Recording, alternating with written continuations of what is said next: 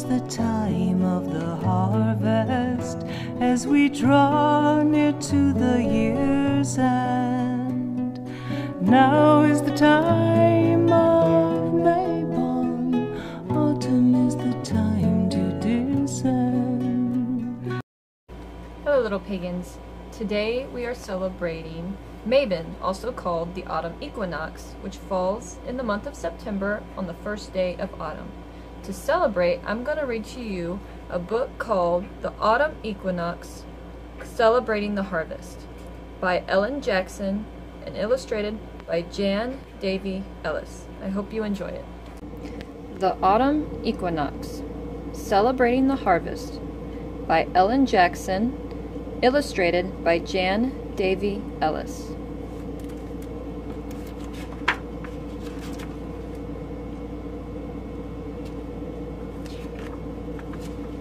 The Autumn Equinox. In most places on Earth, weather changes as the seasons change. These changes are caused by the tilt of the Earth's axis relative to the Sun. In the summer, when the northern hemisphere of the Earth is tilted toward the Sun, the northern part of the world receives more sunlight.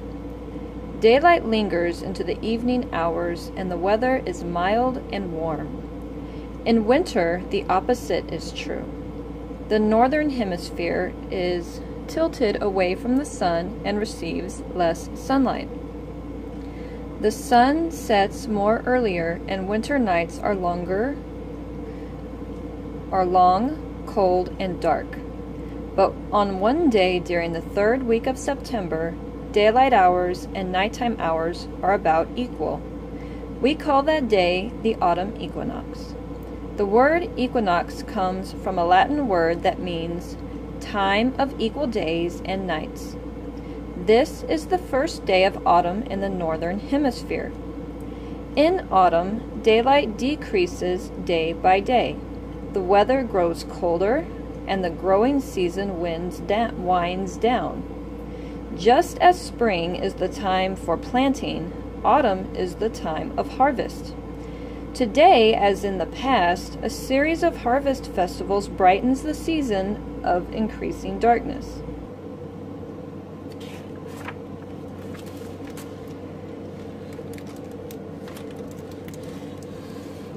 Thanksgiving. Family and friends have come together. A white tablecloth covers the old oak table. The centerpiece, a horn of plenty, overflows with apples, grapes, nuts, and corn. Delicious aromas drift from the kitchen. Roast turkey, potatoes, and pumpkin pie. Dinner is almost ready. Thanksgiving is a harvest festival. When the tang of autumn is in the air, people in the United States on a different date, people in the United States, and on a different date, people in Canada gather to give thanks for the fruits and vegetables, the nuts and grains, and many treasures of the fertile earth. Harvest festivals date back to a time when people began to grow their own food. To ancient people, a successful harvest was a matter of life or death. If crops were damaged by early frost or rain, entire families might go hungry or starve. Everyone worried about the winter ahead. Onion skins very thin, mild winter coming in. Onion skins thick and tough, coming winter cold and rough. An Old English proverb. At the time of the autumn equinox, the entire community helped bring in the harvest. People worked during the day, and they continued working at night when the bright harvest moon shone down upon the fields. Children worked alongside their parents, helping their mothers bind the grain into bundles. After the crop had been harvested, the children gathered the stray ears of corn or stalks of wheat that had been left behind. When the work was done, everyone celebrated. A successful harvest was a happy occasion. Ancient people held festivals to honor the spirits or gods who brought forth food from the earth. The Greeks gave thanks to Demeter, goddess of agriculture and grain. The Romans worshipped Ceres, the goddess of the corn.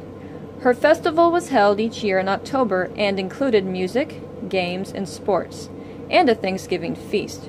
Our word, cereal, comes from the name of this goddess. Long ago, the Chinese relied on the movement and phases of the moon to tell them when planting and harvesting should begin. The Chinese called the moon the Queen of Heaven, and they celebrated her birthday soon after the autumn equinox. To prepare for this day, special birthday cakes, round as the moon, were baked from the newly harvested rice. At midnight, when the moon was at its brightest, families gathered to eat the cakes and honor the Queen of Heaven and the hare of the moon, her rabbit companion. The Chinese also believed that flowers fell from the moon on this night. It was said that men who saw the blossoms would be rich, and women who saw them would be blessed with many children. The Celts, a people who lived in Great Britain and France more than 2,000 years ago, observed only 2 seasons of the year, summer and winter. Samhain, a Celtic festival that occurred at the end of October, marked the end of the summer season and the beginning of winter. But Samhain was not part of either season and was considered outside of time. It was both a harvest festival and an occasion to honor the dead. The Celts thought that on Samhain the spirits of the dead fled the barren fields and came back to visit their living relatives. Places were set at the table for members of the family who had recently died, and food was left for wandering spirits. On Samhain, the Celts lit bonfires on the tops of hills to honor the gods. The villagers took embers from the bonfires back home, carrying them and scooped out turnips or gourds. To frighten evil spirits that might be wandering around, the villagers dressed up in costumes and carved scary faces on their gourds. Some of these customs eventually gave rise to modern Halloween traditions. The Germanic people of Northern Europe also believed that hostile spirits walked the earth at harvest time. They thought that invisible creatures or animals, gigantic pigs, rabbits, or foxes, might be hiding among the waving grain. After the harvest, the last sheaf of grain was dressed in clothes and placed on a wagon where people laughed and made fun of it. They believed that the spirits of the field had finally been defeated. Even after the harvest was completed, people trembled when the autumn winds blew. They were afraid that Odin, the father of the gods, wanted part of the bounty. From the roofs of their houses, people emptied sacks of flour into the wind so that Odin could have his share. In England, farmers provided a feast of goose, roast beef, and plum pudding for the harvesters who had helped in the fields. In some places, the last load of corn was decorated with flags and flowers and taken around the parish while the harvesters shouted and sang. Then they drenched the corn with water to show that they no longer needed to worry that the crop would be damaged by early rain or frost. This was their way of saying, "Let the rains come now, we don't care." The village church was decorated with autumn flowers, red apples, golden grain, and orange pumpkins.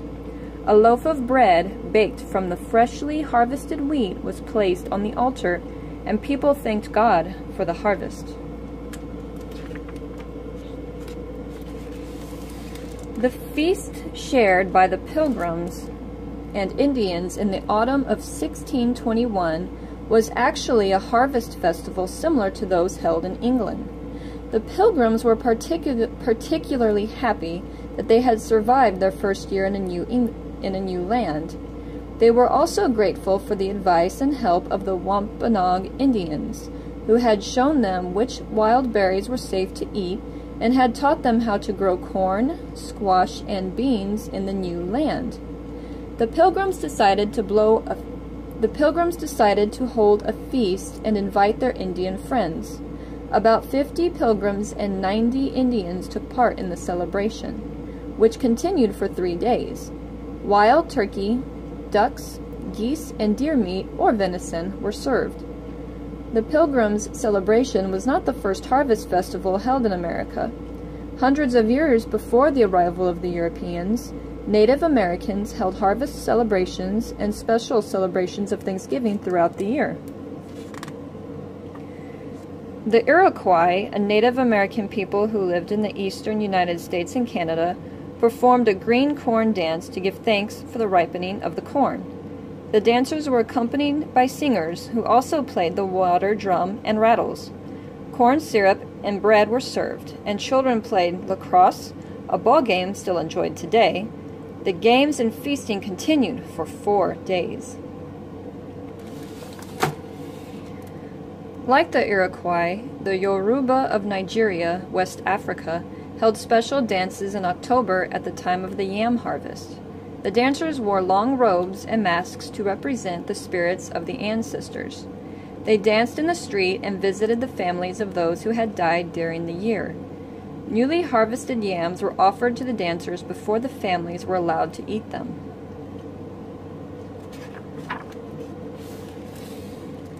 The Jews also remember their ancestors at harvest time. Sukkot is an ancient Jewish harvest festival still celebrated today.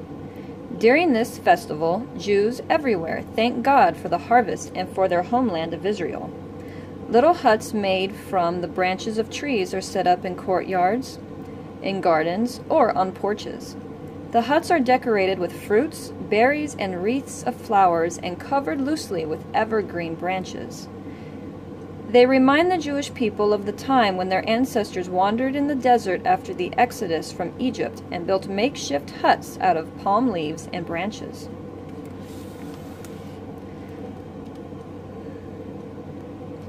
Pongal is a 3-day harvest festival of southern India. The festival, held in January, honors the sun and rain that ripen the rice crops. To prepare for Pongal, people paint designs on the walls and floors of their houses. Families cook newly harvested rice and milk.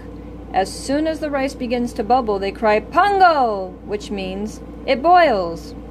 Then they add honey, raisins, and butter to make a tasty treat.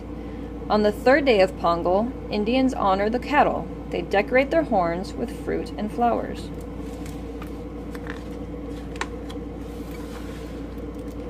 While many harvest festivals are celebrations for the entire family, children in Angola have a harvest festival of their own.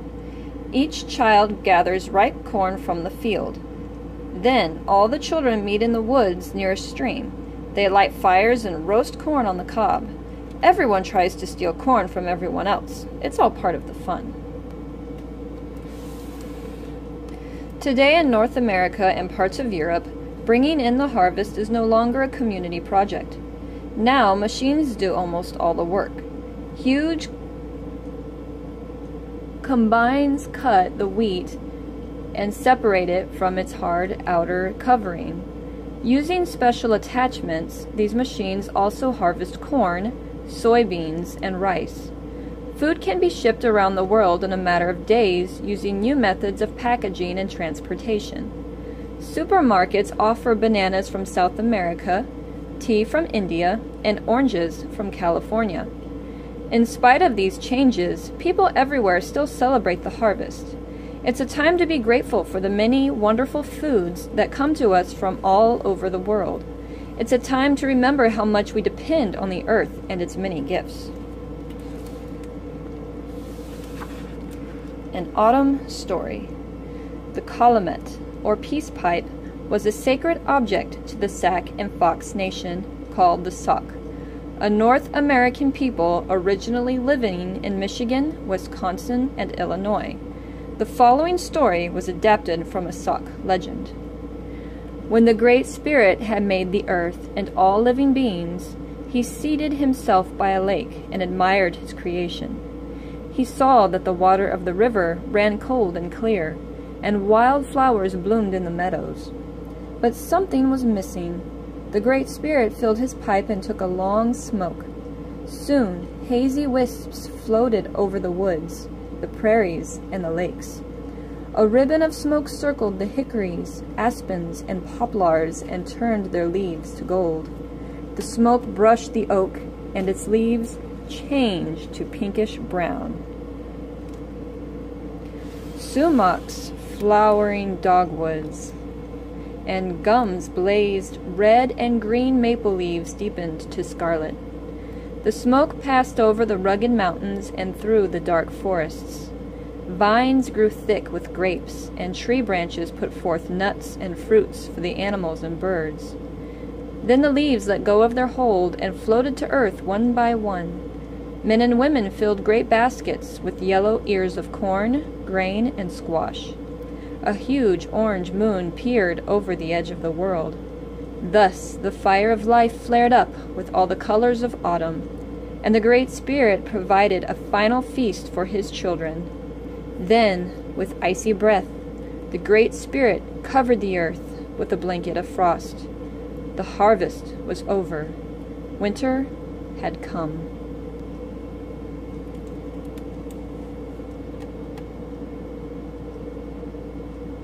Have a happy autumn equinox.